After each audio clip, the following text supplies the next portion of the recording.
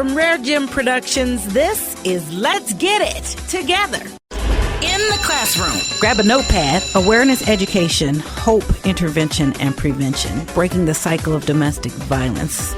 But the one thing I had that I can't say that all of our children have is a strong, intimate relationship with God, which was my saving grace, which is what kept me, which is what fortified me, which is what helped me to persevere through my own domestic violence situation and just through life in general. But me being the person I am, saying it's not enough for me to survive and be an overcomer. What about all these other children who are witnessing violence in the homes, who are being victimized by mothers or fathers, who have lost mothers and lost fathers to domestic violence? Who's caring for them? We'll be right back. I'm Jade Harrell. Let's get it together!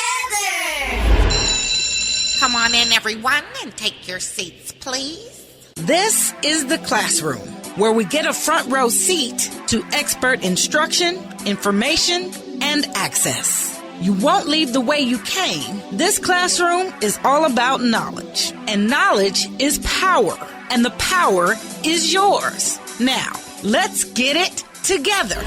Do we love the arts or strive for social justice? We can find them both. Tell me about for our daughters and sons. We've got something special for our children who need it. We have to break the cycle of domestic violence. But because you're so fly, we're doing it through the arts. Tell me more. Yeah, we have to. I had become a member of the Young Professionals Board for an organization called Safe Connections. And I connected with Safe Connections because I am a domestic violence survivor 2 times. And so it initially started off as I want to get involved with an organization to really figure out how I could pour into an organization of this magnitude. My life was spared. I've encountered this not once but twice. There's something to this. There's something to this.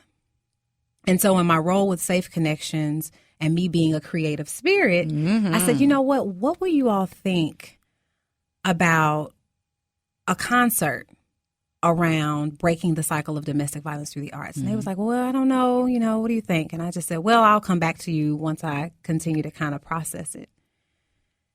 And I started thinking about my children, my daughters. I have 2 daughters. I'm a mother. And I started thinking about my why. Why did I leave my marriage? I left my marriage for my daughters. It was abusive emotionally, physically, mentally. It wasn't a good environment to raise children in. And then I thought about, what if my mother had done the same thing? She might be here today. And then I thought about all the other children who are being affected as a result of witnessing domestic violence in the home. And who's caring for them? So you hear all these great organizations that are doing all this stuff for survivors and victims of violence, but there wasn't very many people who were doing things for the children specifically of survivors.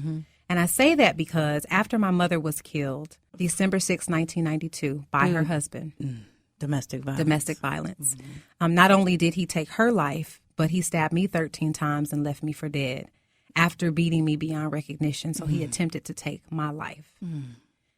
And after coming through that incident, there was something broken. I was almost stuck in a point of time. There was an emotional trauma that occurred in my life.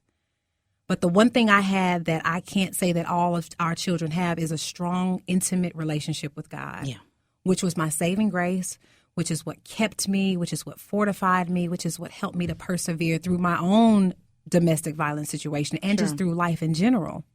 But me being the person I am, saying it's not enough for me to survive and be an overcomer. What about all these other children? That's right. Who are witnessing violence in the homes, who are being victimized by mothers or fathers, who have lost mothers and lost fathers to domestic violence? Who's caring for them? And I started thinking about, I was a ward of the court, so I immediately became a foster child. My grandmother raised me after this incident. But I started thinking about children who are in foster care systems, who didn't have a grandmother to support them, who didn't have a family friend. And then I started thinking about even foster parents who are abusing children. My mind just kept going, and I'm like, somebody's got to do something for our children. Our children are artistic, they're creative, they're passionate. What better way to reach them through the expression of art? And so the very first benefit concert was produced in support of Safe Connections. Sure. But this time, it's in support of the children in our community. It's not for an organization. It's for the mission of the work that needs to be accomplished. That's right. There are children that are crying, that are hurting. There are children who are vandalizing our cities, who are vandalizing our schools, vandalizing each other, who are vandalizing themselves, that are just so empty and broken, and it's because nobody can hear their cry. Sure. And so if I can be that voice to champion this cause, to say our children need support, they need love, they need to be nurtured, they need healing, they need hope, they need restoration, they need to know that somebody cares. That's what we're here to do. That's what we're here to do. And that's what For Our Daughters and Sons is about. Now, the theme is breaking the cycle of domestic violence. Keyword being cycle. Now, you were spared twice. Was number 2 a manifestation of number 1? Absolutely. Because I lost my mother and my family unit had been broken, I longed for that reconnection. And even though I had my family, I didn't have it the way I felt like I needed, that mother, that father, the children.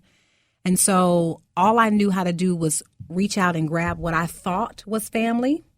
And I reached out and grabbed the wrong person because I hadn't gone through my own healing process. And even though the relationship, for whatever it was worth, was good in that it produced 2 beautiful daughters, it wasn't healthy. And it wasn't healthy because I wasn't healthy. It wasn't healthy because he wasn't healthy, because he also has some of that in his past. That's part of the cycle. That's part of the cycle. And so foster parents that abuse, those that are abusing. Absolutely. As well as those that are abused. Absolutely. Awareness, education, hope, intervention, and prevention. How will we engage each of those points? It is an experience. There is going to be education around hope, awareness, education, prevention, and intervention. There's going to be education around that, but there is going to be a story that is told through that. A story that must be heard that in order for us to respond to that need. Absolutely. And of course, I'm going to sing. See, now, there's clarification. If you don't already know, she did not say, I will sing a song of tribute and encouragement for our young people. She had shoulders and neck and eyes rolled for the whole sang. Because my girl can sing. Yes. You've been given the gift of voice and song and artistic ability. Well, I want to go back to the fact that it's now For Our Daughters and Sons. The original mission was For Our Daughters because I'm a daughter and because I have 2 daughters. But I heard a story recently by my cousin who shared with me that she has a son who was abused by his father. And I think about the state of our community and our young men and the violence. And there is a root. There's a root that we've got to deal with. And so we've added our sons and we've partnered with Well of Life to provide outreach, initiatives to support the young men, as well as several other organizations in the community to provide the follow-up care. And so when you show up, you're going to be inspired. When you walk through the doors, you're going to see creativity even before you get to the concert. There's going to be visual art. There's going to be expressive art. There's going to be people in the lobbies dancing. There's going to be children doing flash mob. I mean, there's going to be just excitement that's going to be generated even in the reception part of the program. When those doors open, you are going to enter into an experience, a creative experience, a story of hope, a story of awareness and education and prevention and intervention. And then after the event, there's going to be even more. And so what we're wanting to do is use For Our Daughters. It's a seed. It is. It's a spark. It's a seed that we're planting in the community, and we want to see a movement. That's right from there. Absolutely. So you want to make sure that you register at InspiredSoulMusic.com. InspiredSoulMusic.com. What number should we call for more information? 314-441-5613. And then how about an email? Yes. That's Chi at InspiredSoulMusic.com. Wonderful. You going to sing a little hook for us? Emancipate yourself from mental slavery. None but ourselves can free our mind. Having no fear of atomic energy. 'cause none of them can stop of the time. How long shall they kill our prophets while we stand aside and look? Some say it's just a part of it. We've got to fulfill the book. Won't you help to sing these songs of freedom? 'Cause all I ever had, redemption songs. Yes, all I ever had, redemption songs. Give thanks. Thank you so much, Jai. Let's Get It Together is made possible by the grace, mercy, and provision of our God. Each day, try Him, trust Him, and learn more in the Bible each day. Make Let's Get It Together your access to information, education, and opportunity. Subscribe to the podcast. Find information about our guests, news, notes, and video are ready for you at LGi2.com. That's LGi2.com.